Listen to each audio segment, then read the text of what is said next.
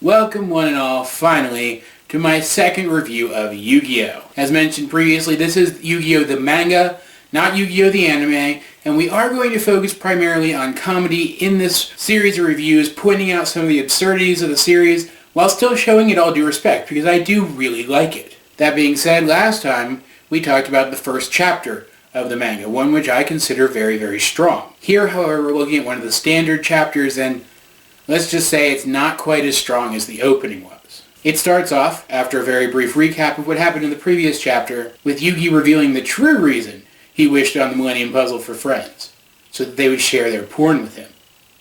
I'm not kidding. So yeah, here's Yugi chilling out with Jinochi, talking about some lewd videotape he's got, not dating this story at all. What does this lend to the narrative of the chapter? I have no idea. None at all. It's not funny. But hey, I did talk about in the intro to this review series that it was during the very early run of the Yu-Gi-Oh! Manga that it worked extra hard to find its footing and that it stumbled quite a lot. Which is what I really get the sense that this is. Trying to insert sex appeal in there when it just didn't really fit. They're having this conversation on their way to school, and as they arrive, they see this guy parked out front. He's a YouTube content creator here to do a documentary on school bullying for his YouTube channel. We'll call him Sam. Now it turns out that Sam here is Yugi's favorite YouTube content creator, so of course he runs right up to the guy's van to try to get a look at his hero. And non-surprisingly, given the look that Yugi gives him through the window, Sam here decides that Yugi will be the subject of said video. But it turns out that Sam's videos are fake. He's not here to film a documentary on violence in schools. He's here to instigate violence and then record it. This guy would have been really good at making prank videos. And of course he has pegged Yugi as the victim. I mean, his victim. So he gets this slave, or whoever this guy is, to go dress up like a student and beat the crap out of Yugi. This turn of events does not surprise me in the slightest. So Yugi gets his ass handed to him, of course. But remember, Yugi has friends now. Jinochi, seeing the fight happening from a distance, rushes to Yugi's defense, only for Sam to reveal that, he was recording the entire thing. Guys, that's the point. So rather than go to the police, since we have established already that all the police are good for in this universe is stopping card game-related violence, Jinochi threatens Sam, but Sam, without missing a beat, says, well, I am recording all of this, so if you attack me, I'll just re-edit it to make it look like you're the asshole. And this gets Jinochi to back off for some reason, even though he could just beat Sam up and then take the camera and smash the tape or break the memory card or whatever he's using, and then it wouldn't be an issue. And Sam, in turn, kicks Jinochi's ass. Of course, this pisses off Yugi, and this was back when the writer hadn't decided yet that Yu-Gi-Oh! Was an entirely separate person, so Yugi's emotions trigger the transformation sequence. And after a bit of moderate stalking, Yu-Gi-Oh! Finally confronts Sam in a parking lot. He offers Sam a game, of course. His name literally means King of Games. But this time it's a really generic one, especially compared to last time, where they played a game that was really pertinent to the situation, stabbing the money to comment on greed. Here he just plays a generic dice game with him. They each roll a dice once, and the lowest number loses. And of course, Yu-Gi-Oh! Imposes the threat of a penalty game on Sam, but Sam has no idea what that means, so he doesn't think anything of it. And he manages to roll a 6 on a 6-sided dice. Obviously, this means that he's going to win. Not that there's any consequences for that, since Sam can't impose a penalty game on Yugi. Therefore, if Yugi loses, there's absolutely no consequence to it. But of course, the other Yugi is our hero. He is the titular Yu-Gi-Oh! So when he rolls his dice, he does it with such emotion that it splits the dice in two, and it lands on a 1 and a 6, and he rolls a 7 and he wins.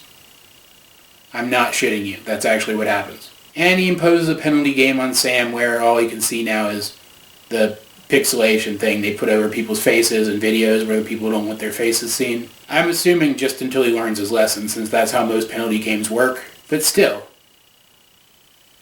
Seriously? This chapter really expresses very well one of the issues I had with the early Yu-Gi-Oh! Manga. Don't get me wrong, overall I really love it. But early on, when it was a very episodic thing before Kazuki Takahashi went with story arcs over individual contained stories, you had a lot of forgettable villains of the week, like this guy, who isn't even actually named in the manga. Hence why I had to lay the comedy on pretty thick.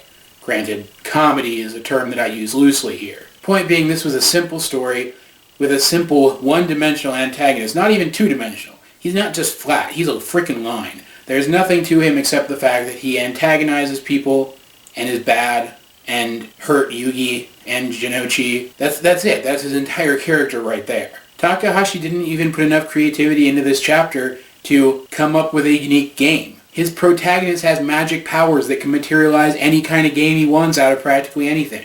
Now granted, there are reasons for this. This is early on. He had just had his manga optioned into a serial. That's got to catch you off guard. He probably had all these ideas he wanted to save and all these kind of crappier ideas that he decided to sprinkle in there from time to time to stretch the narrative out. I get that. From what I've read, the life of a manga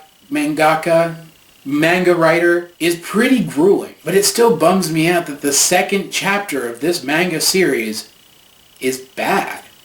Like, really bad. We don't even learn anything new about the characters here. Yugi is still Yugi, Jinochi is still Jinochi. They're still the exact same people we knew them as in the last chapter, except that now they're hanging out together instead of mildly antagonizing each other. Well, instead of Jinochi mildly antagonizing Yugi. Yugi couldn't antagonize somebody if he tried. And we don't learn anything new about Yu-Gi-Oh!, the other Yugi, either. He's just the same mildly sadistic badass that we knew from the first chapter. And he's barely in this one at all. He doesn't make the big dramatic entrance or anything. But the art's still good, and I still do like the characters, and no, that's it.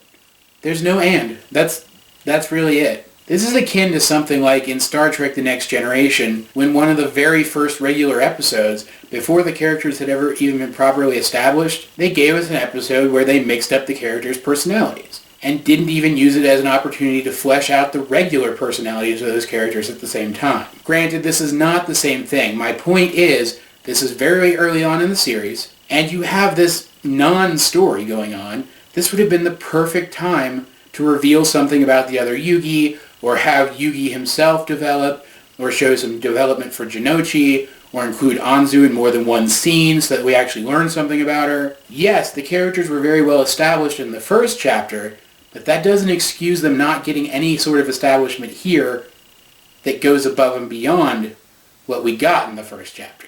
I'm rambling at this point, guys. There's only so many ways to say that this was a bad chapter of the manga.